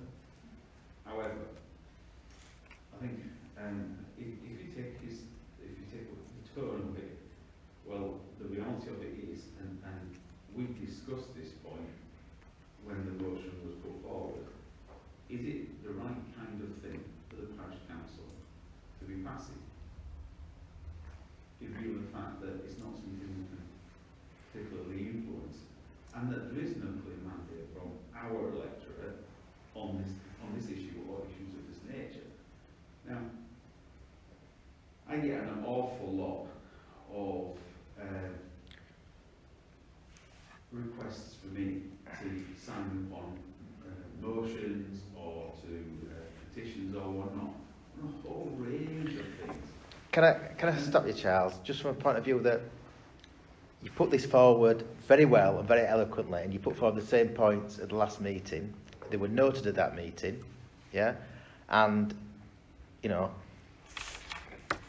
I am quite sympathetic with your, very much with your, you know, your point of view. But a councillor brought the motion forward, and we dealt with it as the business, you know, the business of the parish council.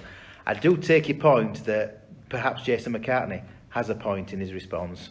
Yeah. Well, it's more so than that. I think if you look at the replies on the Facebook, on the Facebook page, you might well see. I appreciate that it was a bit jumping the gun how it was supposed to go there.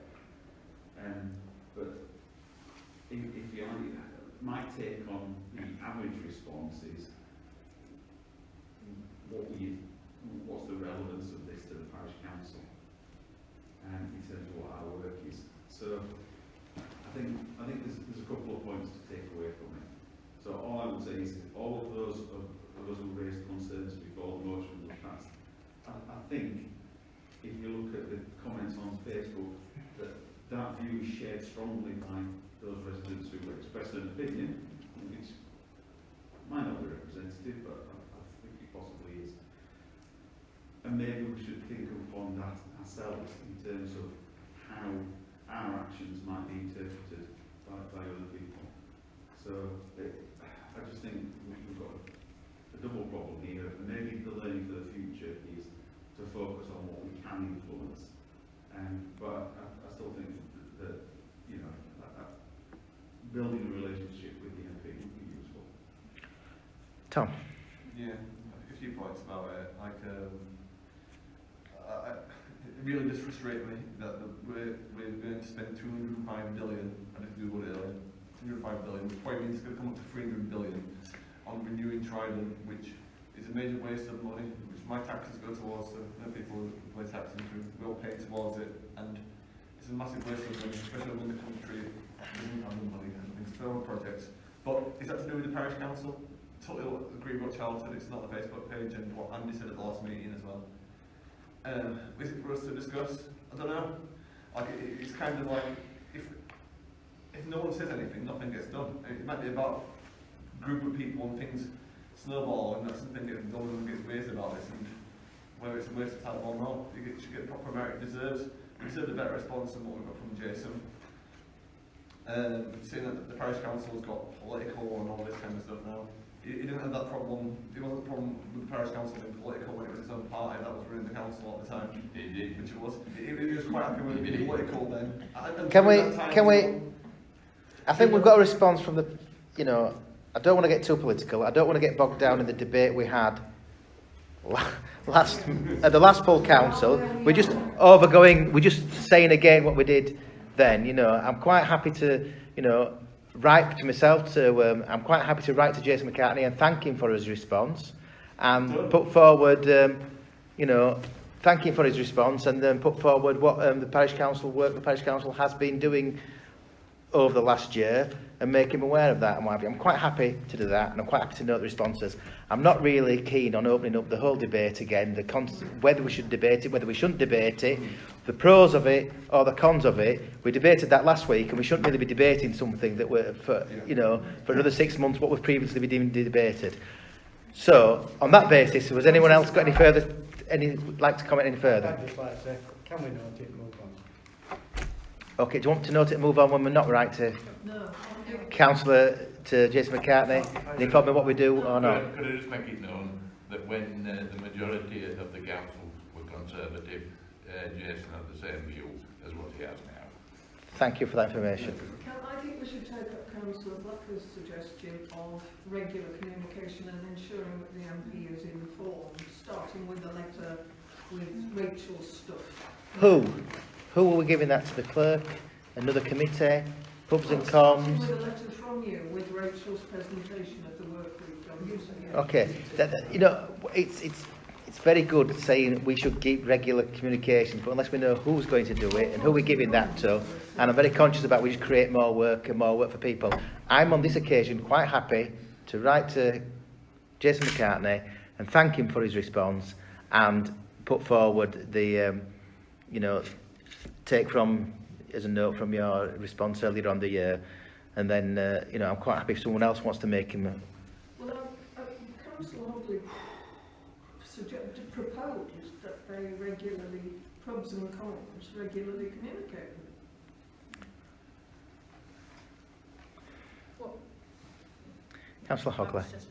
I think we should ask the chair to write to express the fact that we notice his comments and we're keen to make sure that he is aware of the good work that's being done and enclose the report that we're going to talk about. I think in terms of pubs and comms, what I would suggest we do Can I suggest pubs and comms take it to pubs and comms committee and decide what they want to do, and we'll leave it there and move on. Is that okay? Those people who want to get involved with pubs and comms. Can I speak against that? Because this is about a strategic relationship. This isn't about pubs and comms and a sideshow. And I think there should be. Well, to be honest, he could access our website anyway and see what we do, and he knows almost certainly reads the Home Valley Review. I would hope he does. So we should be aware of our work. I think for me it's about how we actually forge a worthwhile relationship, not only with the MP, it's also with the council and all other strategic key stakeholders, isn't it? But I'd certainly strongly advise about thanking. I think it was an insulting reply. It's certainly not worthy of the thanks, but I think it does need a response. But the response needs to be about building a positive relationship where we know what each other's doing. That's the sadness that I see, and maybe that's lost in the history of time as to when that relationship broke down. But we need to build it back together. Councillor Curry, as Jason McCartney has responded as an independent MP, if you want to respond to him as an independent councillor or as a parish councillor on behalf of yourself, that's fine, you can do. As far as the parish council is concerned and what we're voting for, we should respond as a civic body, and I'm quite happy to thank him for his response and point out to what we do and what we don't do. However, if you're not happy with that, you're quite right within your rights to respond to him independently. I think there's ways of phrasing things without thanking people for what was actually insulting. I'm thanking him for responding. I'm not thanking. Your email, your correspondence. Well, let's leave that to the chair. Yeah. Thank us for us. Thank you. So, are we okay with that? We need to vote. Okay. My proposal, so I propose that I write to him and thank him and point out the good works of the parish council. And then close that report.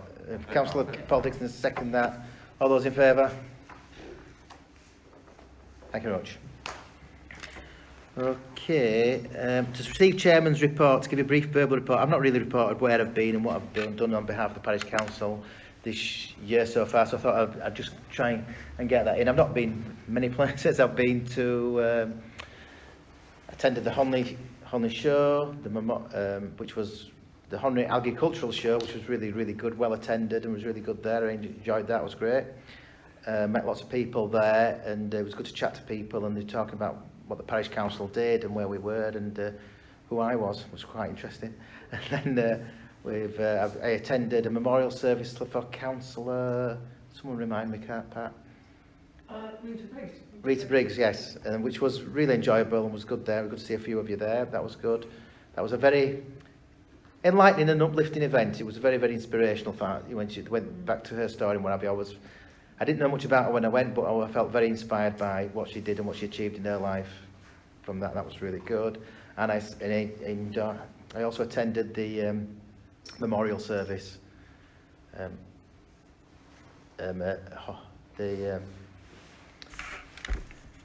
World War Poppy Day memorial service in Holme Firth, Central of Firth, and then the War Memorial. And that was quite a sombre, which it always is, sombre occasion, and lest we forget. I believe that Councillor Hogley attended the Mayor's Ball on my behalf. Is that I right? did the mayoral civic dinner at Kirklees, which was in the town hall, which was an enjoyable, interesting occasion. It was, there was Paid Edge Band playing there, and there was fundraising activity for Holme Valley Mountain Rescue Team, which was good to see. Okay. So that concludes my report. Okay. Item 21-22-97, identifying items for publicity arising from the work of the Holme Valley Parish Council in line with the minutes 21-22-52. Members to identify aspects of work of the Holme Valley Parish Council that should be further publicised. Items for publicity arising from the work of the Holme Valley Parish Council. Councillor Dixon. The large grants were approved, the neighbourhood plan's been accepted by Tech Please.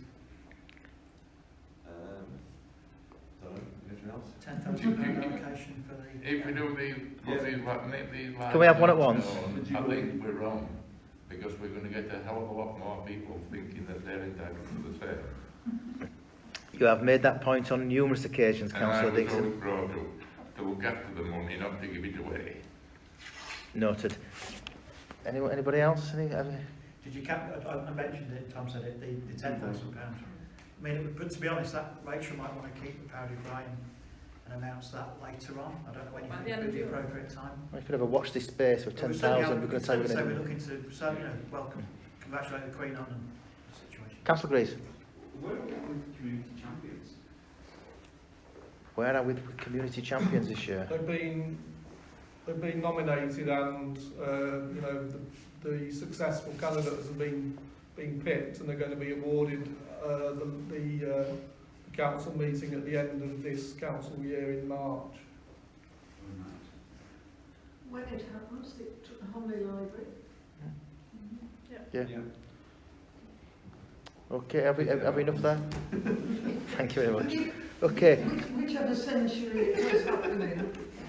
There is an emergency thing. Councillor Castellan is in hospital. Can I ask the clerk to send flowers even, or certainly come? I'm quite happy out of the chairman's allowance to stand flowers for Councillor Bellamy. Don't think you can send flowers to the Expenses. hospital now, but when she's home. Yeah, when she's home. At my expenses, not my things. Is that okay? Yeah, that's not. Yeah. If someone could let us know when she's home, if they do know, and then we'll sort that out. Is that all right? If anybody knows, that is. Okay. Yeah. Well, thank you all for coming. Thank you all for your attendance. It is usual generally at Christmas that we have a mince pie and a drink of wine. However, with the latest COVID regulations, I decided it wouldn't be probably a good idea if we all went down with something in the next 10 days and were isolating over Christmas. None of you would thank me. So I've chosen not to do that. So. Michael, will it have been a gathering or a party? I don't think. Okay. I think prudence has worked very well in this occasion. Okay. Anyway, I bring this meeting to a close and thank you very much for your attendance. I have a card for you, Councillor Graves. Thank you, Michael Walden.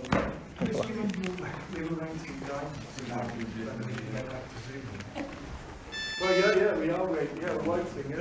Nobody said anything. I can't help the attendance on that is partly driven by... Yeah. There needs to be a parliamentary... Such a sideshow, it'll be way down there again. It'll be the same as that. This is Councillor.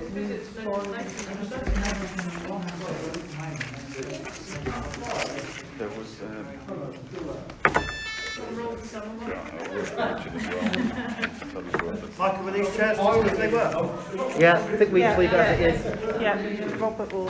Spaced out. They don't change it much for the band, I don't think. Yeah, Rachel, I mean, look, I think it'd be Well, I mean, good idea. obviously, I mean, minutes to sign by then, I yeah.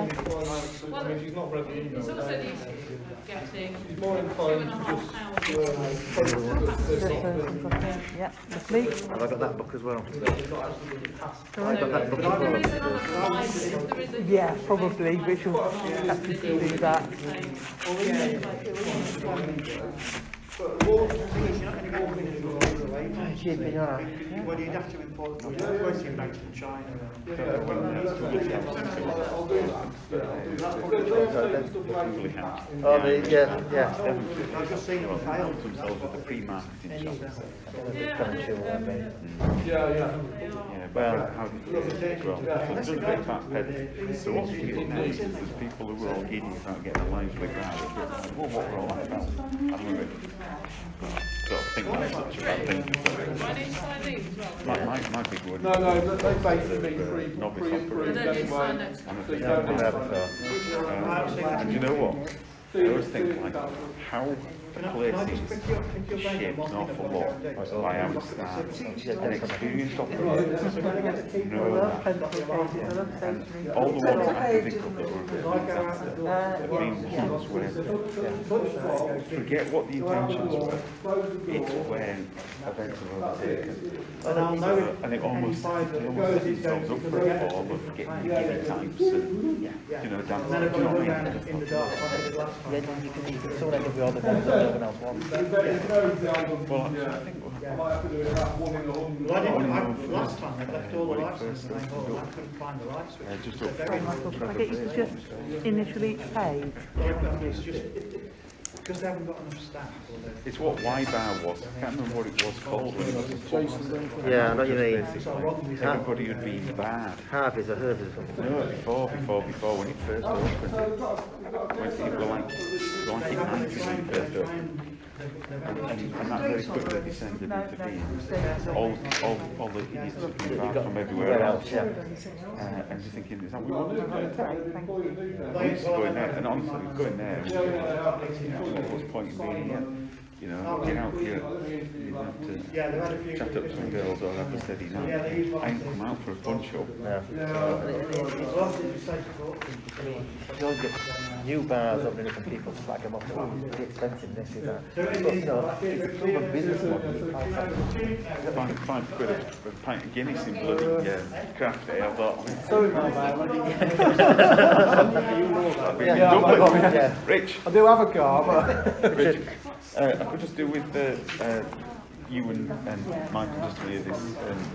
Jen knows already, but she might not have.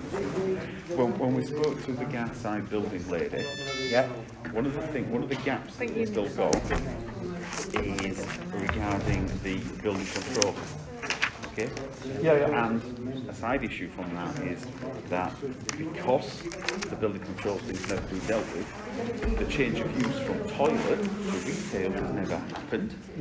So the national non-domestic rates, as a business rate, has never been triggered. So she's never had a rates bill. When she should have, right, and this is where it goes back. Because she should have done, and if she had one, she'd have probably been able to get the exemptions. So she'd have got a bill that would have been zero. Yeah. Now, we advertised it for lease with retail use. So the omission about building control is ours. We need to rectify that. When we do, then a national non-domestic rates bill will be triggered and backdated. Oh, shit. Right, are you getting where I'm going with this? Yeah, that's just a bloke, that's a killer, Right. But the only reason she's going to get a bill is down to our failure.